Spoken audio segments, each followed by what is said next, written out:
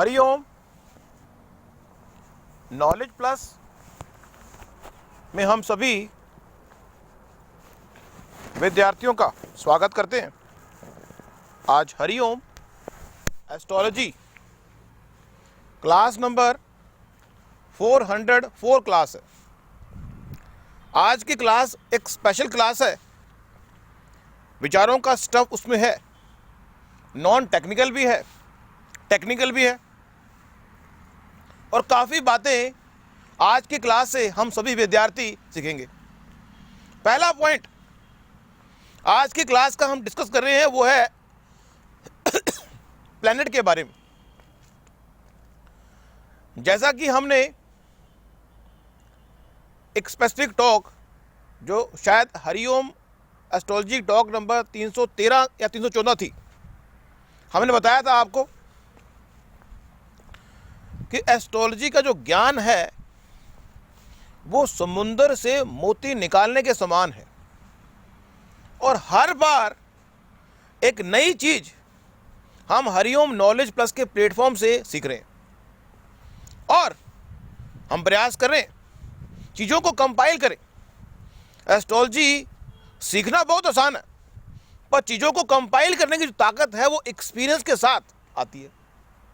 आज हम बताने का प्रयास कर रहे हैं कि ओवरलैपिंग, एस्ट्रोलॉजी में जो ओवरलैपिंग का कंसेप्ट है वो व्यक्ति को कंफ्यूज करता है। यदि एस्ट्रोलॉजी सीखते हुए ये बात उसको पहले बताई ना चाहिए। उससे क्या है कि वो स्टैटिक रूप से एस्ट्रोलॉजी सीखने वाला व्यक्ति अच्छा एस्ट्रोलॉजर नहीं बन सकता। स्टैटिक रूप से नहीं सीखना, किसी चीज़ के बारे में ओवरलैपिंग है। मैंने कहा कि शनि रोग देने वाला है, फिर मैंने अगले दिन कहा कि शनि आयु देने वाला है, फिर मैंने कहा कि शनि जो है वो वायु विकार देने वाला है। एग्जाम्पल को समझने का प्रयास करें।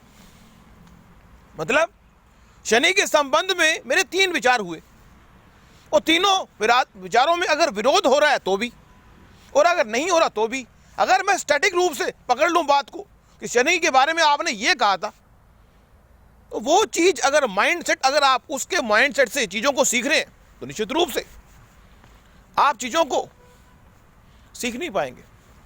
स्टैटिक माइंडसेट से किसी भी चीज को अगर हम सीखें, लेकिन यहां पे हम बात कर रहे हैं एस्ट्रोलॉजी की, लेकिन अगर वो विषय स्टैटिक रूप से ही जानकारी रखता है तो उस स्थिति में उसको स्टैटिक रूप से समझना पड़ता है। एस्ट्रोलॉजी में बहुत सारी जानकारी स्टैटिक है, लेकिन बहुत सारी जानकारी डायनेमिक है जो ड्राइविंग फोर्स की तरह काम करती है। इसलिए जब भी हम किसी प्लैनेट को देखते हैं तो उस प्लैनेट को हम किस रेफरेंस पॉइंट से देख रहे हैं? हम अपने शरीर के बॉडी पार्ट के पॉइंट से देख रहे हैं, हम हमारे शरीर में जो 5 एलिमेंट है उसके रेफरेंस पॉइंट से देख रहे हैं। किस रेफरेंस पॉइंट से उस चीज को चेकआउट कर रहे हैं, उससे उसका रूप बदलेगा। ये रूप बदलने की जो ताकत है इसको डायनामिक पायदान पर अपने पास रखना पड़ेगा। इस तरह से भाव के रूप बदलने की ताकत उसके एनवायरनमेंट पे छिपी हुई है, और हमने कहा था कि भाव is always greater than environment. Means area is always greater than environment. आप एक स्पेसिफिक एरिया पे काम कर रहे हो, लेकिन उसका एनवायरनमेंट क्या मिल रहा है? आप चाहते हो कि मुझे नेता बनना है। अब नेता तो बनना है, लेकिन नेता बनने के लिए जो एनवायरनमेंट है वो प्रभावित करेगा। वो एनवायरनमेंट अकेला बनने का भी हो सकता है, तो वो एनवायरनमेंट जो है प्रभावित करता है। तो पहली पॉइंट हमने बात यहां पे डिस्कस की कि एस्ट्रोलॉजी स्टैटिक चीजों को डायनामिक पायदान से, एक्सपीरियंस के पायदान से ओवरलैप करने का एक शास्त्र है। इसलिए आप बहुत चीज़ों को स्टैटिक रूप से समझने के साथ साथ डायनामिक पायदान से भी देखेंगे तो एस्ट्रोलॉजी को समझ पाएंगे, अदरवाइज आप कंफ्यूज हो सकते हैं। या फिर इस सूत्र को उन लोगों के लिए अप्लाई किया जा सकता है जो एस्ट्रोलॉजी सीखने वाले हैं, उनको कंफ्यूज करना, क्योंकि एक व्यक्ति शनि के बारे में एक क्लास में एक बार बात कर रहा है और अगली क्लास में अलग बात कर रहा है, रेफरेंस पॉइंट बदल गया। अब हम दूसरे पॉइंट पे आते हैं। दूसरा पॉइंट हम डिस्कस करने वाले हैं वो है केंद्र, त्रिकोण, केंद्र के भाव और त्रिकोण के भाव। केंद्र मीन्स हर भाव का एक केंद्र होता है। कुंडली का केंद्र तो है ही, लेकिन इंटरनली समझने का प्रयास करें। जब केंद्र की बात करते हैं तो हर भाव का एक केंद्र है और हर भाव का एक त्रिकोण भी है। जब हम किसी भाव के बारे में जानने का प्रयास करते हैं तो हम पहले भाव पे फोकस करते हैं, क्योंकि पहला भाव आप हैं और उस भाव का जो मालिक है वो आप खुद एग्जिस्ट करते हैं, हीरो हैं। तो अगर हम कुंडली में सिर्फ पहले भाव पे फोकस करते हैं तो हम आपके बारे में बात करने की बात करते हैं। और विशेषकर हर एस्ट्रोलॉजर पहले भाव के बारे में, भावेश के बारे में और पहले भाव के कारक के बारे में, पहले भाव के रेफरेंस पॉइंट से केंद्र के बारे में, पहले भाव के रेफरेंस पॉइंट से त्रिकोण के बारे में बात करता है। बिल्कुल ठीक है, क्योंकि आप जो है चीजों को एग्जीक्यूट करने वाले हैं। You are the executor of your karma. You are the executor of your karma. आप अपने कर्म के एग्जीक्यूटर हैं। तो यहां पे हम इस चीज को हर भाव के साथ भी जोड़ सकते हैं। हमने पहले भाव के हिसाब से जोड़ा तो पहले भाव के हिसाब से 1, 4, 7, 10 केंद्र बन गए। और अगर हमने पहले भाव के हिसाब से त्रिकोण को जोड़ा तो 1, 5, 9 केंद्र त्रिकोण बन गए। अगर हमने पहले भाव के हिसाब से देखा तो पहले भाव को देखेंगे, पहले भाव के भावेश को देखेंगे और पहले भाव के कारक को देखेंगे। सेम चीज आप अलग अलग भावों के साथ भी पुटअप कर सकते हैं। मतलब दूसरे भाव के बारे में देखा, दूसरे भाव के हिसाब से कुंडली बना लो, आपको पता लग जाएगा कि दूसरे भाव के हिसाब से केंद्र कौन सा बन गया। मीन्स हर भाव के हिसाब से अलग अलग तरह की 12 कुंडलियां बन सकती हैं। यह एक इंटरनल फैक्ट है। बिना कुछ किए हर भाव के हिसाब से 12 तरह की कुंडली बन सकती है। यह एक ऐसा पॉइंट भी हम डिस्कस कर सकते हैं। यह बड़ा अच्छा है। और फिर हर भाव के इंटरनल सुख को चेकआउट करने के लिए हमें D9 कुंडली को देखना होता है। जिस तरह से हमने आपको यह जानकारी दी, we always try our best. हमने आपको बताया कि व्यक्ति हमेशा मूव कर रहा है। All the person in this world is moving towards internally. हम एक्सटर्नली से इंटरनली मूव करते हैं। हमारा जो इंटरनल बिहेवियर है वो हमें हमेशा अपनी ओर अट्रैक्ट करता है।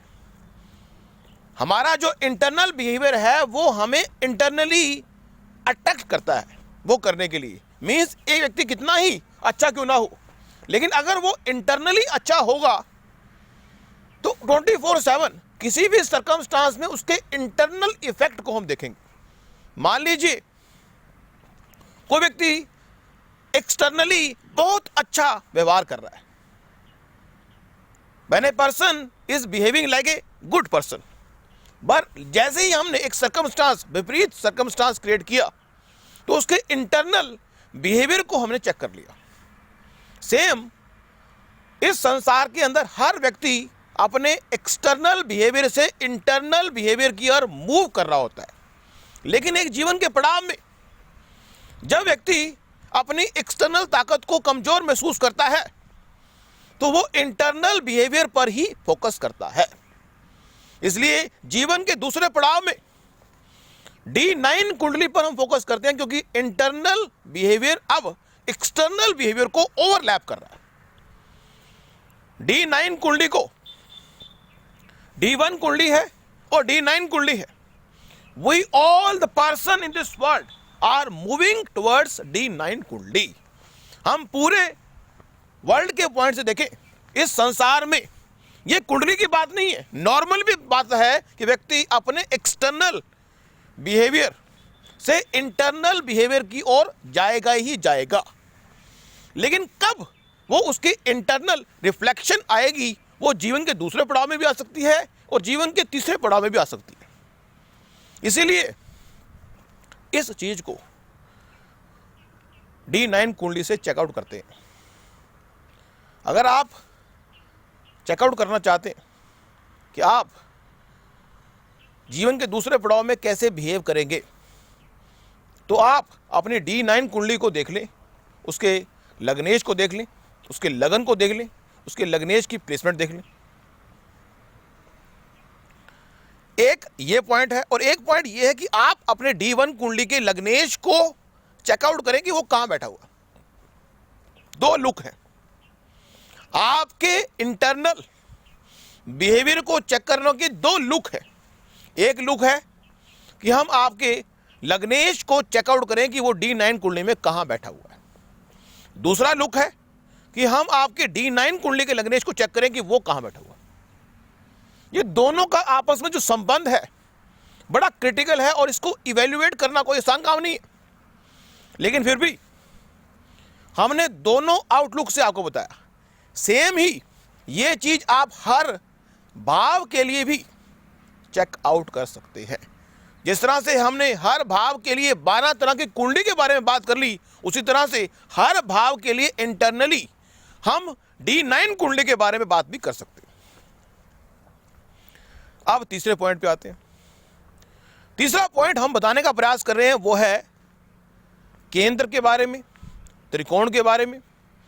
एक विचार व्यक्त करते हैं, कहते हैं कि पहला भाव और दूसरा भाव और 12वां भाव, पहला, दूसरा और 12वां, जब हम किसी भी भाव के बारे में whenever we are talking about any भाव, उस भाव को ग्रो करने के लिए उसका दूसरा भाव, ये एक नियम है जो नाड़ी एस्ट्रोलॉजी में काम करता है।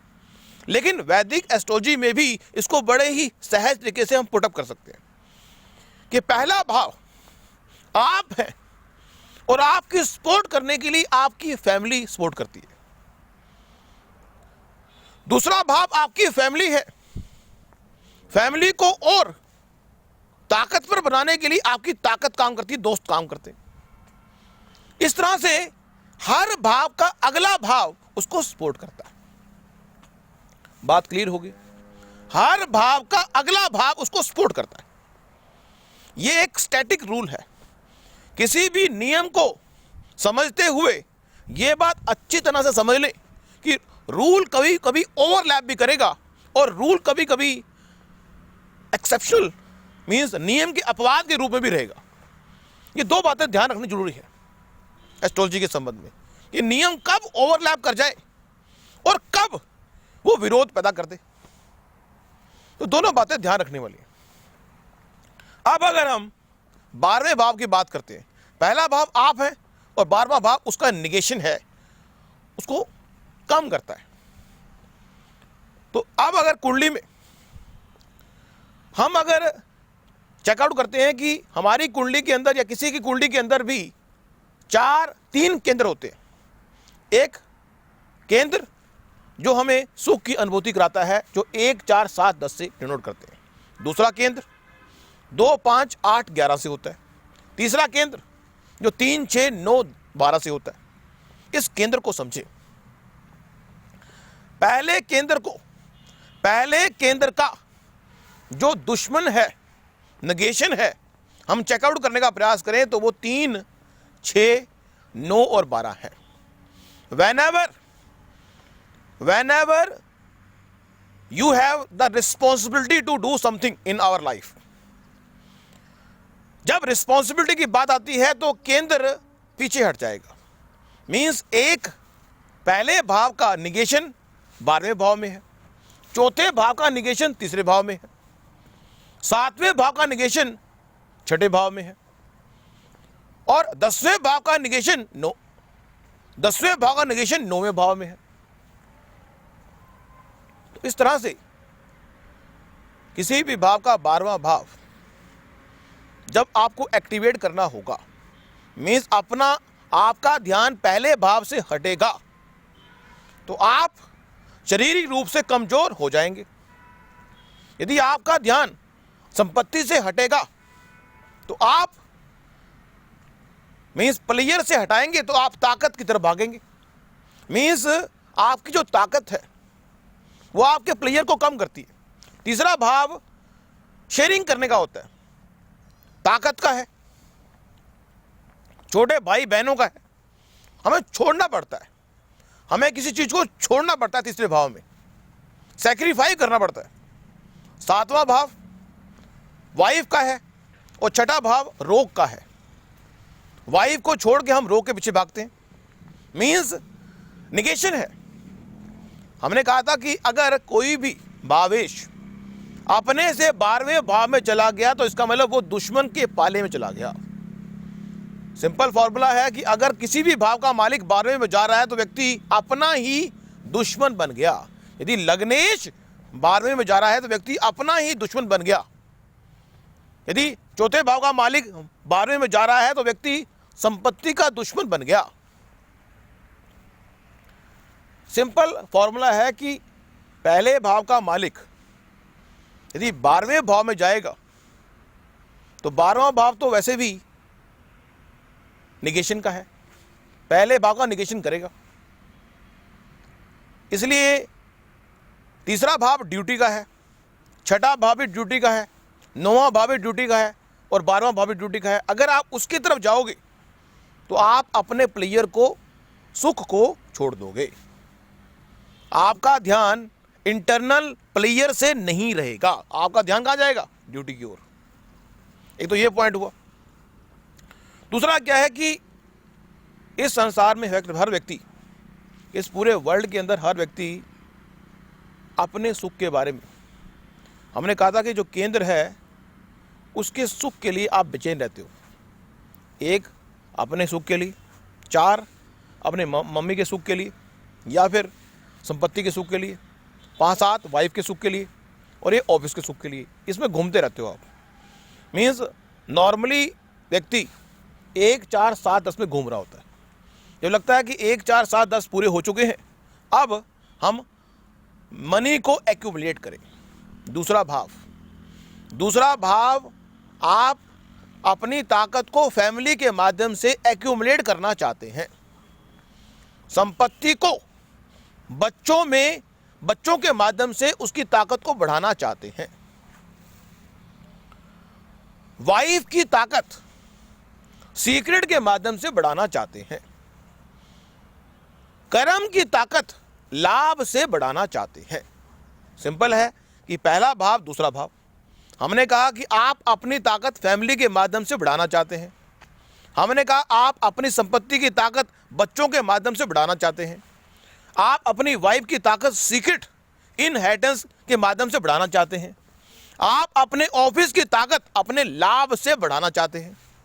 तो यहां पे पहले हमने बात की थी निगेशन के बारे में, अब बात कर ली हमने स्पोर्ट के बारे में। तो इस तरीके से भी हम कुंडली के किसी भाव को चेकआउट कर सकते हैं कि किसी भाव का जो अगला भाव है उसको सपोर्ट करेगा, पिछला भाव जो है, जो 12वां भाव बनता है, वो सपोर्ट नहीं करेगा।